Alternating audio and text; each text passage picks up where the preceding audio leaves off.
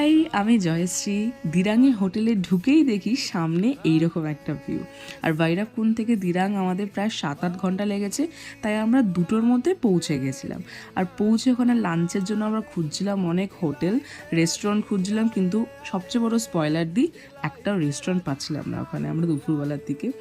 আর তারপরে একটা ছোট্ট কিউটির সঙ্গে দেখা হয়ে গেছিলো। এরপর লাঞ্চ করে আমরা চলে গেছিলাম একটা বুদ্ধ মনস্ট্রিতে। পার্সোনালি বলছি, আমার না মনস্ট্রি ভীষণ ভালো লাগে। আমি ভীষণ শান্ত পরিবেশ পছন্দ করি। আর ওখানে গিয়ে লিটারেলি আমরা আস্তে আস্তে কথা বলছিলাম, আমি যেখানে এত আস্তে কথা বলতে পারি না। হোটেল যাওয়ার পথে একটা সুন্দর লেক দেখতে পেলাম এই জায়গাটা, আর এখানে দাঁড়িয়ে কিছু ছবি তুললাম আর ভিডিও করলাম। এরপর আমরা হোটেল ঢুকে গেছিলাম। নেক্সট দিন সকালবেলা আমরা দিরাং থেকে বেরিয়ে যাচ্ছিলাম। এবার দিরাং থেকে বেরিয়ে কিছু কিছু সাইট সিন পড়বে।